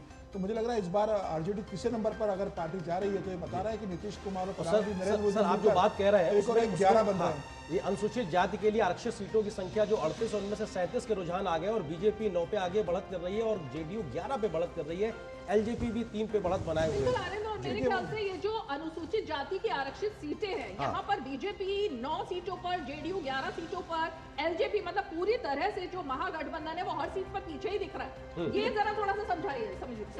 नीतीश कुमार वैसे भी अगर वोट बैंक देखेगा तो नीतीश कुमार का वोट बैंक अति जो दलित महादलित है, अति पिछड़ा वोट बैंक नीतीश कुमार का रहा है और नीतीश कुमार का हमेशा से फोकस जो रहा है उस वोट बैंक पर रहा है। पिछली बार भी अगर आप देखेंगे 2020 के चुनाव में तो वहाँ पर भी जेडीयू ने अच्छा प्रदर्शन किया था और भारतीय जनता पार्टी तो बेसिकली प्रधानमंत्री मोदी जिस तरीके से गरीबों के लिए योजना लेकर आए, दलितों के लिए जो योजना है, राशन फ्री में दिया रहा है, उनको जिस तरीके से घर दिया गया, उनके लिए शौचालय बनाया गया, उन्हें तमाम तरह की सुविधाएं और सर प्रधानमंत्री के दी है। जनजाति की 2 सीटों के रुझान थे और अनुसूचित जाति आरक्षित जो सीटें हैं 38 में 37 के रुझान है। यहाँ पर भी अगर एनडीए की बात की जाए तो बीजेपी, जेडीयू, एलजेपी मिलाकर किस तरह से बेहतर प्रदर्शन करते हुए 23 सीटों पे दिखाई पड़ रहा है, जहां पे 9 बीजेपी है रीमा और वहां पर जेडीयू 11 सीटों पे है और एलजेपी 3 सीटों पे मौजूदगी दिखा रहा है। हालांकि आरजेडी की बात की जाए तो वो भी 10 सीटों पे है और कांग्रेस 2 सीटों पे अपनी मौजूदगी दिखा रही है। लेकिन आरजेडी देखिए सिर्फ एक की बढ़त बनाए हुए है। पिछली बार 9 था, इस बार 10 है, लेकिन 9 सीटों पर बीजेपी और जेडीयू 11 सीटों पर। मैं एक लाइन जोड़ देता हूँ कि कांग्रेस ने अपने दलित को अध्यक्ष बनाया था राजेश राम को, उसका कोई बहुत फायदा हुआ नहीं। कांग्रेस को लग रहा था कि दलित वोट मिलेंगे और आरक्षित सीटों पर बेनिफिट होगा। एक पे अपनी मौजूदगी दिखा रही सर कांग्रेस, आरजेडी भी दिखा रही है। मतलब ऐसा भी पिछली बार तो 4 सीटों पे थी, पिछली बार तो 4 सीटों पे थी कांग्रेस, आरक्षित सीटों में से 4 सीटें जीती थी, इस बार एक पे ही दिख रही है। तो बहुत कांग्रेस को जो राहुल गांधी का जो फोकस था या कांग्रेस को लग रहा था कि दलित अध्यक्ष बना के हमें शायद दलितों का वोट मिलेगा, वो दिख नहीं रहा। आउट रहा है कांग्रेस और 20 से क्या हुआ है? रीमा 2020 के प्रदर्शन से 2025 के अभी शुरुआती प्रदर्शन का तुलनात्मक भी देखते रहे, वही हम बता रहे हैं लगातार। और 9 पर बीजेपी थी 2009 में, 2020 में और 2025 में भी 9 सीटों पे प्रदर्शन है। जेडीयू 8 पे थी, इस वक्त उससे बढ़ के 12 हो गया है। एलजेपी 0 पे 3 हो गई है, कांग्रेस 4 से 1 पे आई है, आरजेडी 9 से 10 पे आई है और जेएसपी तो खैर थी ही नहीं उस वक्त। निखिल जल्दी से आपका रिएक्शन। सबसे पहले तो मैं ये कहना चाहूंगा, मुझे आश्चर्य होता है कि भाजपा के मित्रों को राहुल गांधी से कितना प्यार है। बिहार में महागठबंधन नहीं पहले कांग्रेस के प्रदर्शन पे बात करते हैं जरा। हाँ तो आप कांग्रेस के प्रदर्शन पे जब भी बात करते हैं सबसे पहले तो राहुल गांधी का नाम आता है। अभी आपने पूछा कि राहुल गांधी, अभी आपने राहुल गांधी की रणनीति, बीजेपी का प्रदर्शन 2020 से और 25 की बात करें तो 74 से 79 पहुंच गया है इस बार। मतलब 43 सीटों पर जेडीयू, इस बार 59, मतलब बहुत भारी अंतर से 20 और 25 में 101 सीटों पर लड़के रीमा, सबसे बड़ी बात है 100 सीटों पर लड़के 80 सीटों पर पहुंचना। एलजेपी का प्रदर्शन भी देखिए काबिल गौर है। 8 सीटें माना जा रहा था, 2-3 सीटें 4 सीटें, लेकिन 8 सीटों पर 2025 में अगर इस साल दिख रहा है, लेकिन कांग्रेस 19 से सीधे लुढ़कती हुई 9 पर दिखाई दे रही है, यानी 10 सीटों का नुकसान कांग्रेस पार्टी को। आरजेडी 75 से 59 सीटों पर लुढ़कती हुई दिख रही है, और जेएसपी भी अगर बात करें तो उसको खैर फायदा होता हुआ दिख रहा है आरेंद्र। लेकिन अदर्स की बात करें तो अदर्स का टैली बहुत खराब है। पिछली बार 32 सीटें थी, लेकिन इस बार अदर्स जो है वो 8 सीटों पर सिमटते हुए दिख रहे हैं। बिल्कुल, और ये अपने आप में बेहद महत्वपूर्ण है कि 158 का आंकड़ा छू लिया है और अंतर दोनों गठबंधनों के बीच रीमा दोगुने से ज्यादा हो गया। 72 पर महागठबंधन, 158 पर एनडीए। और हम अब रुख करते हैं हमारी सहयोगी भावना का, वो हमको बताएंगी विश्लेषण के साथ में कि आखिर ये जो आंकड़े हैं किन किन क्षेत्रों में किसके हक में जा रहे हैं। ओवर टू भावना। धन्यवाद आरेंद्र। बिहार में किसकी बहार, किसको मिलेगी सत्ता की चाबी और किसकी होगी हार, शुरुआती रुझान साफ तौर पर नजर आ रहे हैं कि एनडीए को यहां बढ़त मिलती हुई नजर आ रही है। भागलपुर से लेकर सीमांचल तक, मगध से लेकर मिथिलांचल तक जनता ने क्या जनादेश दिया है साफ तौर पर अब नजर आना शुरू हो गया। आइए आपको टच स्क्रीन के जरिए बताते हैं। ये 4 समीकरण हैं। क्षेत्रवार रुझान, प्रमुख जिले, वीआईपी सीट और वोट शेयर। क्षेत्रवार पर सबसे पहले जाएंगे तो क्षेत्रवार में देखें तो बिहार में किस तरीके से इस समय नतीजे या रुझान आते हुए नजर आ रहे हैं। आप देखिए ये तमाम वो सीट्स है, 243 विधानसभा सीट है और जादुई आंकड़ा जो है वो 122 का है। तिरहुत की 49 है, मगध की 52 है। मगध में सबसे ज्यादा सीट है, तो सबसे पहले आपको मगध के बारे में ही बता देते हैं। मगध बड़ा ही इंपॉर्टेंट क्षेत्र बिहार का माना जा रहा था। यहाँ देखते हैं कि क्या रुझान आ रहे हैं। बीजेपी को यहाँ पर 2020 की बात की जाए तो 10 सीटें मिल रही थी। यहाँ 2025 में जो 15 सीटें है उससे बीजेपी इस समय आगे बढ़ती हुई नजर आ रही है। तमाम रुझान ये साफ तौर पर नजर आ रहे हैं कि किस तरीके से 2025 में आंकड़े जो हैं वो बदलते हुए नजर आ रहे हैं।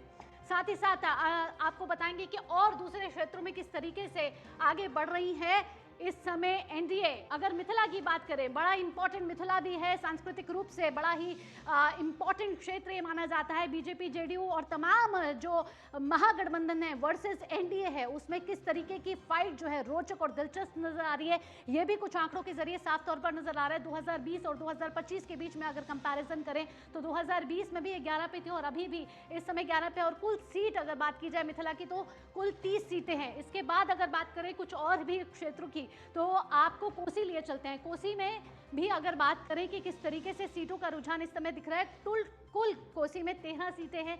इस तरीके से 2020 और 2025 में जो है तुलनात्मक तरीके से देखा जाए तो इस तरीके के रिजल्ट, रुझान सामने आते हुए नजर आ रहे हैं।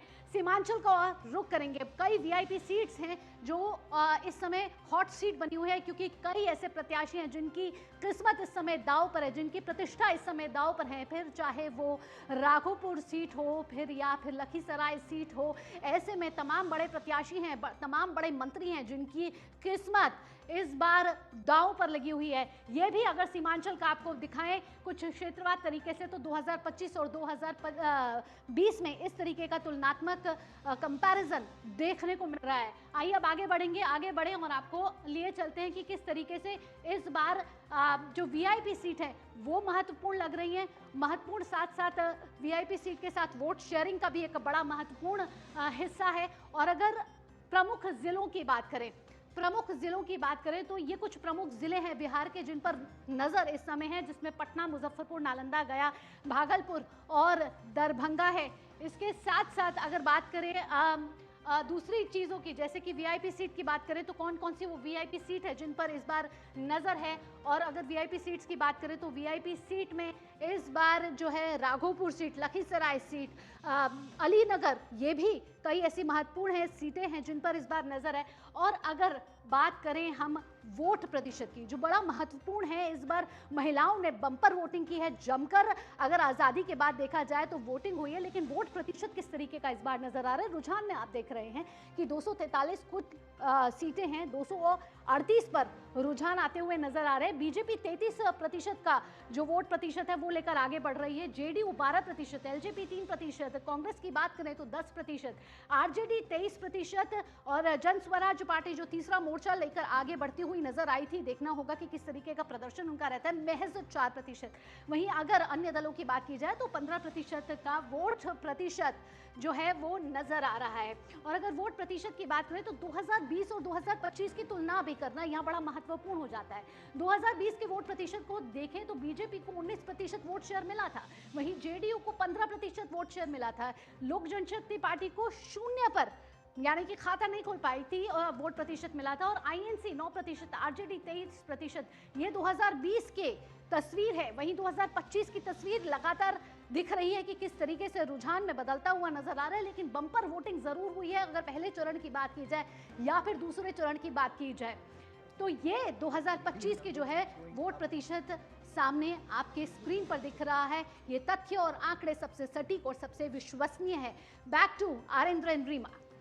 बहुत शुक्रिया भावना, तमाम विश्लेषण को हमको बेहतरी से समझाने के लिए। और इस बीच में बड़ी तस्वीर बिहार की सियासत की ये 155 आंकड़ा हो गया है एनडीए के पक्ष में रीमा, और 82 पर महागठबंधन सिमटता हुआ। और ये बड़ी खबर इस वक्त की आपकी टेलीविजन स्क्रीन पर, बिहार की बड़ी सियासी तस्वीर 2025 में अब की बार फिर से एक तरीके से एनडीए सरकार और बीजेपी प्रदेश अध्यक्ष का दावा भी आ गया। दिलीप जायसवाल का दावा आया। उनका दावा है कि फिर से बन रही है एनडीए की सरकार, और रुझानों में जिस तरह से एनडीए को पूर्ण बहुमत से काफी बड़ा आंकड़ा मिलता हुआ दिख रहा है, उसके बाद सभी नेताओं ने दिन रात मेहनत की। ये बयान दिलीप जायसवाल की तरफ से आया है कि ये जो क्रेडिट है ये बिहार में बीजेपी के तमाम नेताओं और एनडीए को जाता है। सुनिए।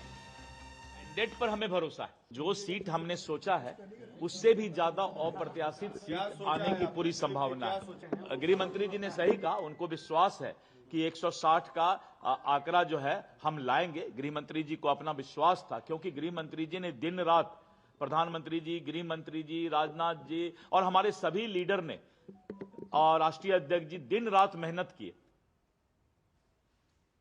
जनता के मैंडेट पर हमें भरोसा है, जो सीट हमने सोचा है उससे भी ज्यादा अप्रत्याशित सीट आने की पूरी संभावना है। गृह मंत्री जी ने सही कहा, उनको विश्वास है कि 160 का आंकड़ा जो है हम लाएंगे। गृह मंत्री जी को अपना विश्वास था, क्योंकि गृह मंत्री जी ने दिन रात, प्रधानमंत्री जी, गृह मंत्री जी, राजनाथ जी और हमारे सभी लीडर ने और राष्ट्रीय अध्यक्ष जी दिन रात मेहनत किए।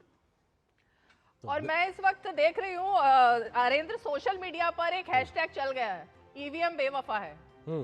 लग ही रहा था कि ऐसा कुछ आने वाला है। महागठबंधन की तरफ से 2 दिन से ये बात चल रही थी एग्जिट पोल के बाद से कि अगर ऐसा कुछ होता है तो सड़कों पर उतर आएंगे। कल तो एक सनसनीखेज बयान आया आरेंद्र कि हम नेपाल सिंह का, नेपाल जैसी स्थिति बना देंगे सड़कों पर। तो ये जो बयानबाजी थी, लेकिन ये टैली जरा एक बार फिर से देख लेते हैं। पहले चरण की 121 में से 120 सीटों का रुझान है, जिनमें से 32 सीटों पर बीजेपी, जेडीयू 41 सीटों पर, एलजेपी 4 पर, कांग्रेस 4 पर, आरजेडी 37 सीटों पर अपनी बढ़त बना रही है। हम ये पहले फेज की वोटिंग की बात कर रहे हैं, जो इस बार 2 चरण में मतदान हुआ, उनमें से 120 सीटों के रुझान आए। 121 सीटों पर वोटिंग फर्स्ट फेज में हुई थी, उसमें जो एनडीए है बहुत बेहतर प्रदर्शन कर रहा है। अगर जेडीयू और बीजेपी का ही प्रदर्शन देखा जाए तो यही अपने आप में 73 सीटों पे पहुंचता हुआ दिखाई पड़ता है। बिल्कुल। और दूसरे चरण की अगर हम बात करें 122 सीटों में, तो उसमें से बीजेपी 41 सीटों पर, 1 सीट पर शाहनवाज हुसैन कुछ बोल रहे हैं, एक बार जरा चलते हैं उनके पास।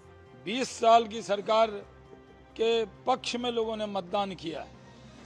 सर, लेकिन मरियम टैगोर वो कह रहे हैं कि 60 लाख वोट का आपने पहले ही काट दिया एसआईआर में, तो जो बच्चे के अरे ये कौन है टैगोर, ऐसे ही बोलता रहता है, इसके बोलने से क्या होता है?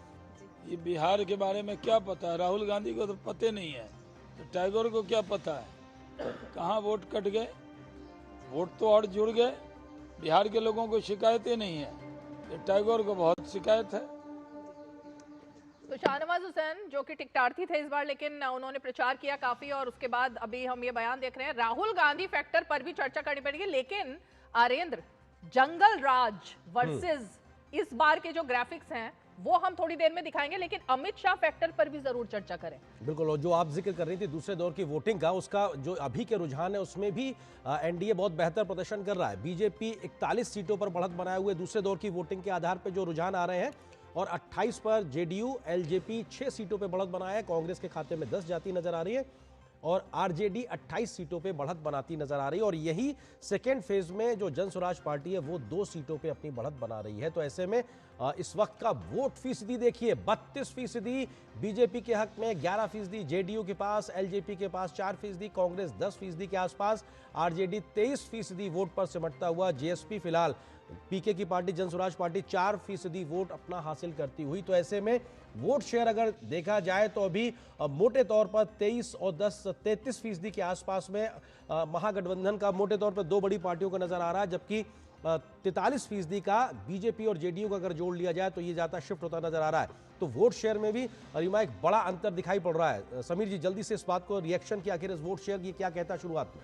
निश्चित रूप से मुझे लग रहा है कि जो एग्जिट पोल आए थे उसी हिसाब से जा रहा है और 45% का वोट बैंक इंडिया के पास जाता हुआ दिख रहा है और भारतीय जनता पार्टी मुझे लगता है इस बार अच्छा एक बार रोकेंगे जरा, महागठबंधन में जो फ्रेंडली फाइट वाली सीटें थी ना 12 में से एक वो हट गए थे। लेकिन बिहार शरीफ में सीपीआई वर्सेस आईएनसी था तो वहां पर भी बीजेपी आगे चल रही है। आरजेडी जो वैशाली सीट पर भी गठबंधन था उसमें आरजेडी आगे चल रही है। राजपाकर में फायदा जेडीयू को मिलता हुआ दिख रहा है, बछवाड़ा में फायदा बीजेपी को मिलता हुआ दिख रहा है, बेलदौर में जेडीयू। तो तमाम सीटें जो 12 सीटें थी उनमें भी महागठबंधन की फूट का सारा फायदा जो है वो एनडीए गठबंधन को मिलता हुआ इस वक्त दिखाई दे रहा है। ये वो तमाम सीटें हैं, 12 सीटें, बिहार शरीफ, नरकटियागंज और तमाम वो सीटें राजपाकर, बछवाड़ा, बेलदौर, कहलगांव, सुल्तानगंज, वैशाली, सभी जगह अगर एक सीट को छोड़ दें वैशाली को तो जेडीयू और बीजेपी ही इन सीटों पर आगे बढ़ती हुई दिखाई दे रही है। बिल्कुल, वो कह रहे साहब फ्रेंडली फाइटर हम आपस में निपटा लेंगे, लेकिन वो महागठबंधन आपस में निपटा नहीं पाया और शायद इसीलिए उनकी आपस की दिक्कत शायद आपके राजनीतिक विरोधियों को फायदा भी देती नजर आ रही है। ये वो 12 सीटें बिहार में जहां पर फ्रेंडली फाइट महागठबंधन के दलों में फायदा मिलता हुआ दिख रहा है 2 सीटों पर, दोनों की लड़ाई का। और ये सेकंड फेज की ही दोनों सीटें हैं जहां पे एक तरीके से जन स्वराज को फायदा मिला है। तो अपने आप में बड़ी इस वक्त की सियासी तस्वीर और काफी देर से ये रीमा नंबर सेटल होता हुआ दिखाई पड़ रहा है। 156-57 के आसपास एनडीए बना हुआ है, 80-82 के आसपास महागठबंधन की जो बना हुआ है। तो आप जिस बात बड़ी तस्वीर का जिसका जिक्र कर रही थी रीमा वो ये कि जंगल राज से जीरो बड़ी ब्रेकिंग न्यूज आ गई है। इस वक्त की सबसे बड़ी खबर कि बिहार चुनाव विधानसभा चुनाव की मतगणना जारी है और 243 पूरी सीटों के अब रुझान लगभग आ गए हैं और रुझानों में एनडीए को प्रचंड बहुमत मिलता हुआ दिखाई दे रहा है। इस वक्त की बड़ी ब्रेकिंग न्यूज जिसमें कि एनडीए ने और खासकर बीजेपी लगातार सबसे बड़ी पार्टी के तौर पर उभरती हुई दिखाई दे रही है और दूसरे नंबर पर जेडीयू ने अपना खाता जो है वो पहुंचा दिया है। तो नंबर 1 लगभग 72 का ही दिख रहा है। देखिए मतलब 101 सीटों पर लड़े और 72 पर पहुंच गए बीजेपी जेडीयू। तो ये बड़ी खबर बिहार के इतिहास में पहली बार बीजेपी सबसे बड़ी पार्टी बनने जा रही है। और ये भी समीर जी ये भी कहीं ना कहीं लगता है कि जो एक सहयोगी दल जो 5 पांडव मिलकर लड़ने की बात की जा रही थी तो जिसका भी जहां जहां जिस पॉकेट्स में समर्थक या वोट थे वो ट्रांसलेट भी हुआ है, तभी शायद ये नंबर भी दिखाई पड़ रहा है एक दूसरे प्रत्याशियों को लेकर, क्योंकि आपके गठबंधन में शायद वो एक सामंजस्य जो था वो जमीन पे भी दिखा है, तो शायद इसलिए ये नंबर दिखाई पड़ रहा है 158 के आसपास। जी बिल्कुल, जब अमित शाह ने बैठक ली थी तो कहा था कि भाई 243 सीटों पर पूरा इंडिया चुनाव लड़ रहा है और सबको मिलकर चुनाव लड़ रहा है। और देखिए संगठन कैसे लड़ाया जाता है। जब उपेंद्र कुशवाहा नाराज हुए तो अमित शाह ने उन्हें दिल्ली मिलने बुलाया, उनकी शिकायत दूर की। एक एक सीट पर अमित शाह ने देखा कि गठबंधन के कोई विरोधी खड़ा ना हो पाए, कोई टूट ना हो पाए, सब मिलकर चुनाव लड़े। और कांग्रेस को वहीं देखिए, जब आपको पता है आरजेडी और कांग्रेस की 2020 का चुनाव सिर्फ 12,500 वोट से हार गए थे, 15 सीटों से आप सत्ता से बाहर हो गए थे, तो आपको एक एक सीट पर मार्किंग करके गठबंधन करना चाहिए था। मनीष कुमार जी जुड़ गए हमारे साथ, प्रवक्ता जयराम विप्लव जुड़ गए बीजेपी की तरफ से। मनीष कुमार जी काफी मुस्कुरा रहे हैं, लगातार आप इस पूरे चुनाव में हमारे साथ जुड़े हुए थे और अब आपके पास जाए, लेकिन जरा स्ट्राइक रेट की बात कर लेते हैं। जेडीयू 101 सीट पर लड़ी थी, उसका स्ट्राइक रेट 74.26% और बीजेपी का स्ट्राइक रेट 69.31% दिखाई दे रहा है। आरजेडी की बात करें तो स्ट्राइक रेट गिर करके 41% के आसपास पहुंच गया है। ये एक अहम बात है आरेंद्र। बिल्कुल, और कांग्रेस का देखिए 24% के आसपास आ गया है। स्ट्राइक रेट की हम बात कर रहे हैं कि आप कितनी सीटों पे लड़े और कितने पे इस वक्त आपको बढ़त मिलती नजर आ रही, उसके आधार पे स्ट्राइक रेट। और तो सबसे बेहतर सबसे पहला तो जेडीयू है, फिर मतलब स्ट्राइक रेट उसका रीजन ये है कि सिंगल लार्जेस्ट पार्टी अभी जेडीयू हो गई है रुझान के आधार पे, और बीजेपी सेकंड हो गई, थर्ड आरजेडी हो गई है। तो फर्स्ट में जेडीयू और बीजेपी के आप में ही आपस में एक तरीके से आगे निकलने की स्थिति दिखाई पड़ रही है और वो स्थिति के चलते जो स्ट्राइक रेट है वो बदला है और आरजेडी का स्ट्राइक रेट 25% के आसपास आ गया है। कांग्रेस लगभग 24.5% के आसपास और में कहा जा रहा था कि अगर कोई महागठबंधन को लेकर डूबेगा तो क्या वो कांग्रेस ही होगी, तो ऐसा दिख रहा है कम से कम आंकड़ों के आधार पर और स्ट्राइक रेट के आधार पर। लेकिन नीतीश कुमार के प्रति जो सिंपैथी थी लोगों के बीच में, ऐसा माना जा रहा था कि क्या ये उनका अंतिम चुनाव होगा, वो सिंपैथी दिखती हुई दिख रही है। और नालंदा जो कि उनका गृह क्षेत्र, नालंदा विश्वविद्यालय, आप देखिए ग्राफिक्स के माध्यम से वो इलाका जहां से नीतीश कुमार का एक तरीके से राजनीतिक करियर शुरू हुआ, वो पीछे दिख रहा है। और इसी के आधार पर साहिबगंज से देखें तो बीजेपी के राजू कुमार सिंह आगे चल रहे हैं। ये प्रमुख उम्मीदवारों की हम लिस्ट दिखा रहे हैं। बांकीपुर से नितिन नवीन जो कि मंत्री भी हैं और काफी अहम रोल निभाते हैं बीजेपी की तरफ से, वो भी आगे चल रहे हैं। कुड़नी से केदार प्रसाद गुप्ता बीजेपी आगे चल रहे हैं। मनीष कुमार जी जल्दी से क्विक रिएक्शन दे दीजिए। सबसे बड़ी पार्टी जेडीयू, और माना जा रहा था, आप लोगों ने चैलेंज भी किया था कि भाई इस बार हम ही सबसे आगे बढ़ने वाले हैं। नहीं देखिए रीमा जी, आज बिहार के लिए शुभ दिन है एक बार फिर से। और हम लोग शुरू से पिछले 1.5 साल से बिहार के हर जिला में जब एनडीए के कार्यकर्ता सम्मेलन कर रहे थे तो हम लोगों ने एक स्पष्ट लक्ष्य रखा था कि एनडीए इस बार 225 सीट हम लोग जीतेंगे। और जब चुनाव आया और हम लोग जब जनता के बीच जा रहे थे, जो रुझान निकल कर आ रहा था, तो हम लोग पहले से ही स्पष्ट थे कि इस बार हम लोग ये जो हमारा लक्ष्य है उसे हम लोग प्राप्त करेंगे। बिहार की जनता ने एक बार फिर से आदरणीय नीतीश कुमार जी को पसंद किया है, काम को पसंद किया। नीतीश कुमार जी पर ही लोगों को विश्वास है। लेकिन बिहार के जो विपक्ष के नेता हैं भाई तेजस्वी जी, एक तरफ आप देख सकते हैं कि वो भ्रष्टाचार में बेचारे फंसे हुए हैं, उनके पिताजी चुनाव नहीं लड़ सकते हैं। राजद का जो लंबे समय तक बिहार में शासन काल रहा, वो बिना काम का कोई बिहार में एक काम नहीं किए और अपराध, भ्रष्टाचार, लूट, हत्या के लिए बिहार जाना जाता था। उस बिहार को आदरणीय नीतीश कुमार जी ने निकाला। और भाई तेजस्वी जी लगातार नीतीश कुमार जी पर व्यक्तिगत टिप्पणी किया कि नीतीश कुमार जी का उम्र हो गया है, उनकी सेहत ठीक नहीं है। लेकिन बिहार की जनता ने आज जो ये रुझान आ रहा है, ये स्पष्ट मोहर लगा दिया कि बिहार की जनता को काम पसंद है, काम ऐसे पसंद लोग है। जो बिहार में लेकिन भ्रम फैला जयराम रहे विप्लव थे, जी, मैं अभी देख रही थी सोशल मीडिया पर भी रुझान आ रहे हैं और ईवीएम को लेकर के बातें शुरू हो गई हैं। वो तो होगा, वो आप देख रही होंगी। चुनाव के पहले ये लोग स्पेशल इंटेंसिव रिवीजन को लेकर बिहार में भ्रम फैलाया।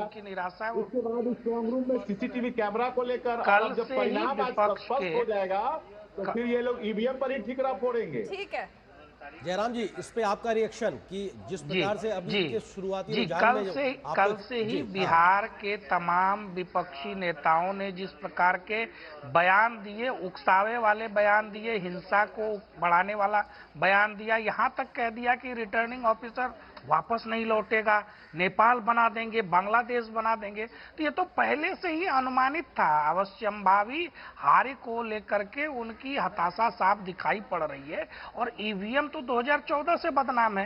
राहुल गांधी लगातार हार का शतक लगा चुके हैं और इस बार तो परिणाम के दिन में भी वो देश से बाहर ही है। तेजस्वी यादव अभी तक दिखाई नहीं पड़े कहाँ हैं। अपने समर्थकों को अराजकता का माहौल बनाने का आदेश कल ही दिया गया था, लेकिन बिहार में जनता का आदेश इतना भारी पड़ रहा है कि अब इनकी हिम्मत नहीं होगी। और हमारी कानून व्यवस्था भी दुरुस्त है, चुनाव आयोग भी संजीदगी के साथ सब काम कर रहा है, एनडीए प्रचंड बहुमत के साथ आगे बढ़ा है। ये सारे बयान हार की हताशा में है। जब ये जीत जाए तो सारी चीजें अच्छी होती हैं। बगल में झारखंड में इनकी सरकार है, हमने तो नहीं कहा कि ईवीएम में कोई दोष है, आयोग निष्पक्ष नहीं है। इनकी हिमाचल में सरकार बनी, हमने तो कभी ये आरोप नहीं लगाए। हम तो 1 दिन 2 दिन पहले भी कहने के लिए तैयार थे, रिजल्ट चाहे जो भी होगा, हम पूरी तरह से चुनाव आयोग संवैधानिक संस्था पर भरोसा करते हैं और जनता के ऊपर पूरा विश्वास है। जो आप बात कह रहे हैं तो बंद होना चाहिए। जनता लोकतंत्र में वोट दे चुकी थी और अब नतीजे भी आ गए। रीमा जी, चुनाव आयोग ने आज तक राहुल गांधी और विपक्ष और कांग्रेस पार्टी द्वारा उठाए हुए बहुत सवालों का जवाब नहीं दिया है। आज भी सोशल मीडिया पे वीडियोस भरी पड़ी हैं, किस तरीके से स्ट्रांग रूम की सीसीटीवी फुटेज गायब हो जा रही है, किस तरीके से डुप्लीकेट वोटर्स मिल रहे हैं, किस तरीके से एक ही फोटो पे 200 वोटर आईडी हैं। कोई ये नहीं कह रहा कि पूरी की पूरी चुनाव प्रक्रिया फर्जी है, लेकिन इसमें गड़बड़ियां हैं, इसमें झोला है और ये चुनाव आयोग की जिम्मेदारी है कि वो जवाब दें। लेकिन जब नेता प्रतिपक्ष लोकसभा के ये सवाल उठाते हैं तो चुनाव आयोग बैठ के या तो शायरी करता है या उल्टी सीधी बातें करता है। आप क्रक्स इनका बताओ, जवाब देना जरूरी है। आज के जो नतीजे हैं आपको एक्सेप्टेड हैं या नहीं है, आप बताइए।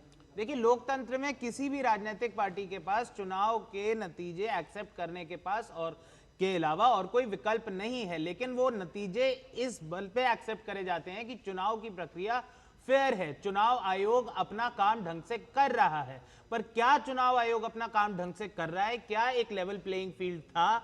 क्या प्रधानमंत्री ने, योगी आदित्यनाथ ने आके भड़काऊ कम्युनल भाषण नहीं दिए?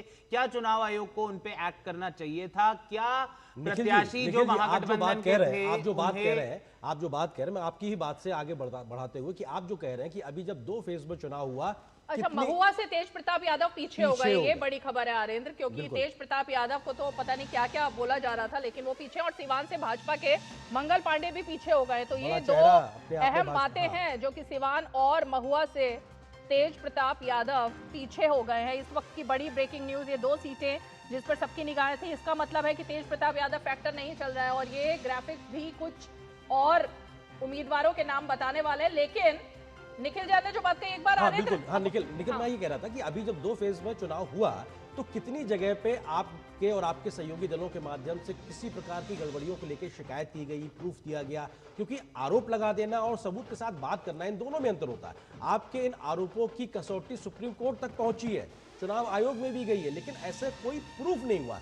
हर बार चुनाव के हार के समय या इस प्रकार के नतीजों के समय आप लोग ये बात कहते हैं, जो गंभीर सवाल पैदा कर देता है चुनाव आयोग की निष्पक्षता पे, लेकिन बात सबूत पे आके अटक जाती है। नहीं अरेंद्र जी, बात सबूत पे बिल्कुल नहीं अटक रही है। राहुल गांधी ने अभी तक 3 प्रेस कॉन्फ्रेंसेस इस मुद्दे पे करी हैं, प्रेस कॉन्फ्रेंसेस करी हैं। पहली बात, मोदी जी तो करते नहीं है, उन्होंने प्रेस कॉन्फ्रेंस करी, पत्रकारों के सवाल लिए, प्रेजेंटेशन दिखाई और साफ रखा कि जो हम डेटा दिखा रहे हैं वो चुनाव आयोग की हलफनामा नहीं दिया ना आपने। चुनाव आयोग ने कहा कि आप हलफनामा देने की कोई कानूनी प्रक्रिया नहीं है। जब हम कानून के माध्यम की बात कर रहे हैं तो कोई कानूनी प्रक्रिया नहीं है। में नहीं दिया। देखिए, इनके प्रेस कॉन्फ्रेंस से देश नहीं चलता है, देश कानून व्यवस्था से चलता है, और कानून व्यवस्था प्रक्रिया है ना, लिखित एक भी शिकायत, एक भी आवेदन बता दीजिए। 243 विधानसभा में इनके प्रतिनिधि हैं, इनके एजेंट्स हैं, इनके उम्मीदवार हैं, किसी ने कहीं कोई शिकायत की? मैं बता दूं, सवाल नहीं उठना चाहिए। बिहार की जनता ने ऐतिहासिक, निखिल जी मैं आ रहा हूँ, हम लोग को ब्रेक लेना है। बिहार की जनता ने ऐतिहासिक मतदान किया है, उसके मतदान और उसके आदेश का रीमा सम्मान होना चाहिए, जो भी नतीजे जिसके पक्ष में। फिलहाल छोटे से ब्रेक के लिए रुकते हैं, बहुत जल्द वापस आते हैं और इस चर्चा को हम आगे बढ़ाएंगे सबसे विश्वसनीय नतीजों और रुझान के लिए। आप बने रहिए डीडी न्यूज के साथ, जनादेश कार्यक्रम के साथ।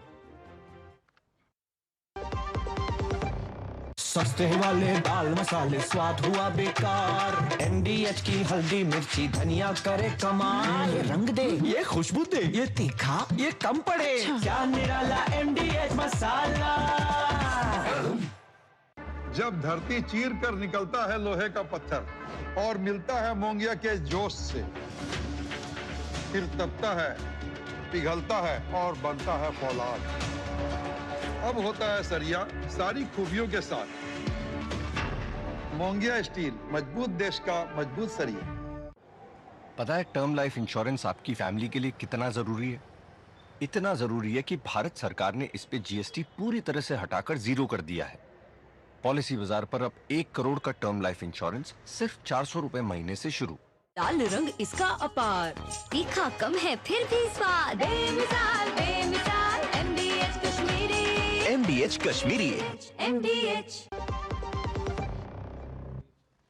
तो इस वक्त की बड़ी खबरों के साथ एनडीए का जो गठबंधन है वो पूर्ण बहुमत से सरकार बनाता हुआ दिख रहा है। बिहार विधानसभा चुनाव के नतीजे भी अब शुरू हो चुके हैं। शुरुआती रुझानों में एनडीए को बढ़त मिलती दिख रही थी और जेडीयू सबसे बड़ी पार्टी के तौर पर उभर कर सामने आ रही है। 75 सीटें मिलती हुई दिखाई दे रही हैं और भाजपा दूसरे स्थान पर रुझानों के मुताबिक है। एलजेपी की बात करें तो 12 सीटों पर एलजेपी इस वक्त आगे दिख रही है और कांग्रेस ने भी अब थोड़ी सी बढ़त बनाई है, 15 सीटों पर आगे दिख रही है। आरजेडी 60, जेएसपी 2, और ये वो ब्रिज है और ये वो चेहरे हैं जो कि इस बार आरेंद्र बिहार विधानसभा चुनाव के इसी लगता है ब्रिज से हो, और ये वो सिग्नेचर ब्रिज आपको दिख रहा होगा जो कि बनवाया गया है और कहा जाता है कि ये चाइना और तमाम जगहों को राजगीर में ये ब्रिज है जो कि शीशे का बना हुआ है। राजगीर का ये ग्लास ब्रिज जो अपने आप में नई विकसित होते बिहार की तस्वीर को दिखाता है और कई रिएक्शंस भी रीमा लगातार आ रहे हैं नेताओं के, क्योंकि अब लगभग चीजें सेटल होती हुई दिखाई पड़ रही हैं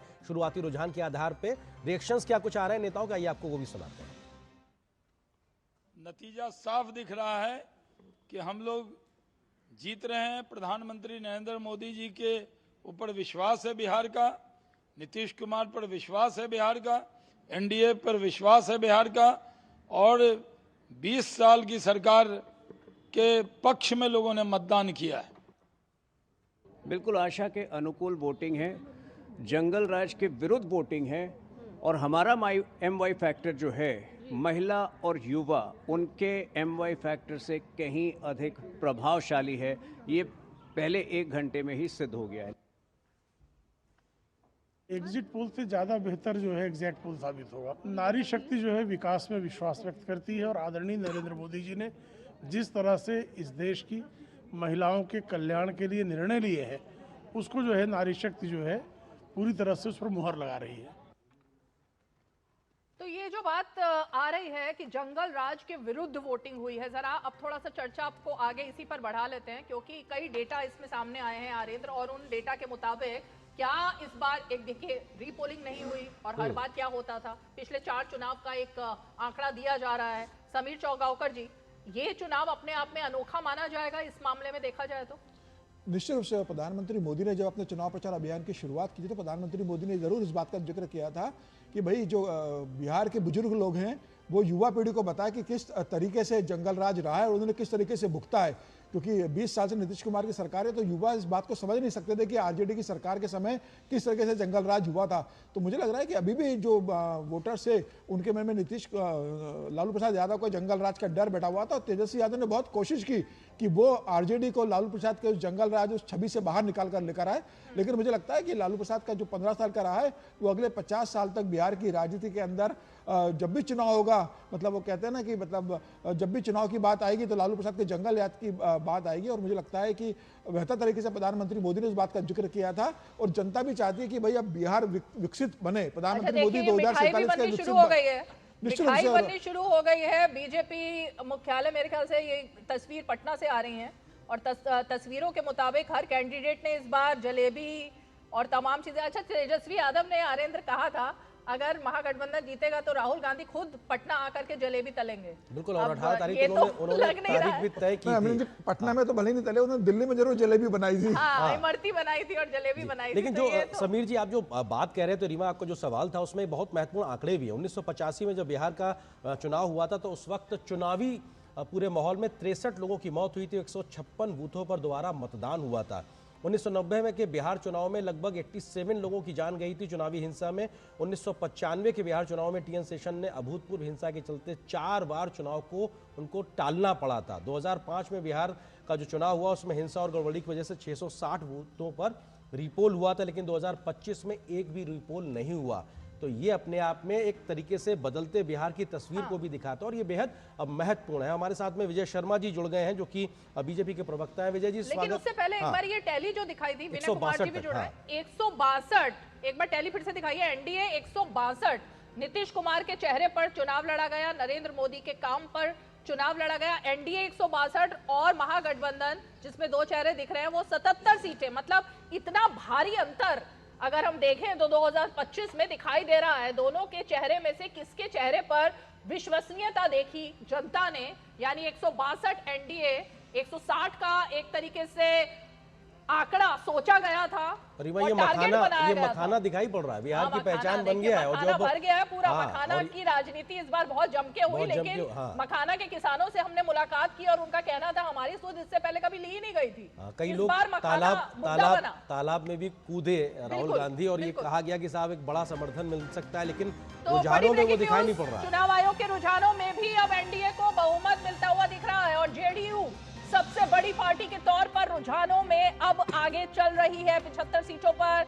चुनाव आयोग के रुझानों में भी अब एनडीए बहुमत की तरफ पूरी तरह से बढ़ गया। 122 का जादुई आंकड़ा पार कर चुका है एनडीए और रुझानों में भी जेडीयू सबसे बड़ी पार्टी के तौर पर सामने आई है। ये इस वक्त की बड़ी ब्रेकिंग न्यूज है, जिसमें कि 243 सीटों के रुझान टैली में आपके सामने दिखाई दे रहे हैं। जेडीयू को 32 सीटों का फायदा होता हुआ इस बार दिखाई दे रहा है। 75 सीटों पर जेडीयू सबसे बड़ी पार्टी के तौर पर आगे और 162 सीटों पर जिसमें जहां पर एनडीए को सरकार का बहुमत मिलता दिखाई पड़ रहा है, उसमें से 75 सीटों के साथ सबसे बड़ी सिंगल लार्जेस्ट पार्टी के तौर पर जेडीयू अपनी मौजूदगी दर्ज करा रही है।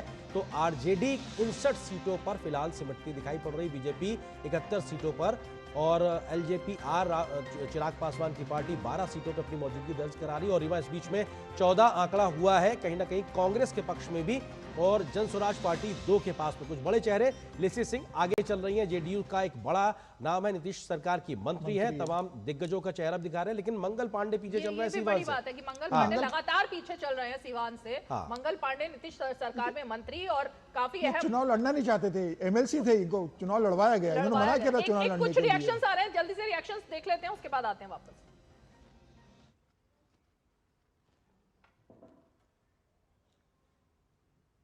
जैसा हम सब ने सोचा था वैसा ही हो रहा है। यह अनुमान नहीं, यह जन भावना में परिणत हो गई है। एनडीए की जीत सुनिश्चित है और हम सब आनंदित हैं। लेकिन मैं निश्चित तौर पर कहूँगी कि सीता मैया और राम जी की कृपा रही तो निश्चित तौर पर हम शानदार जीत की तरफ अग्रसर हो रहे हैं और निश्चित तौर पर जीतेंगे। और इस बीच में अमित मालवीय ने ट्वीट भी किया है एक्स पर, उन्होंने रिएक्शन दिया है शुरुआती रुझान और नतीजों को लेकर। तमाम रिएक्शंस लगातार आ रहे हैं और लोग अपनी अपनी बात रख रहे हैं कि आखिर ये जो शुरुआती रुझान है। प्रधानमंत्री ने जहां जहां रैली की उनके स्ट्राइक रेट की बात की है अमित मालवीय ने इस ट्वीट में, और उन्होंने कहा है कि भाई बिहार में प्रधानमंत्री नरेंद्र मोदी ने चुनाव प्रचार के दौरान 14 रैलियां की और 1 रोड शो किया, पटना में रोड शो था वो, और प्रधानमंत्री ने जहां जहां जनसभाओं को संबोधित किया वहां वहां पर मतदान बहुत ज्यादा हुआ। तो कुल मिलाकर मोदी फैक्टर जो है वो बिहार में काफी अहम था और काफी अहम तरीके से चला है वो। बिल्कुल, और ये इस वक्त की जो बड़ी सियासी तस्वीर है उसमें कई दिग्गज अपनी अपनी सीटों पर कहीं पीछे भी चल रहे हैं और कहीं कई लोग अपनी सीटों पे बढ़त बनाए हुए हैं, लेकिन एनडीए गठबंधन के हक में 163 सीटें जाती नजर आ रही हैं। और पहली और दूसरी पार्टी कौन होगी सबसे बड़े राजनीतिक दल के तौर पर बिहार में इस बार के चुनाव के बाद में, उसमें बीजेपी और जेडीयू लगभग आसपास चल रहे हैं। बीजेपी 72, जेडीयू 74 सीटों पर, और ये इस वक्त 2020 के प्रदर्शन से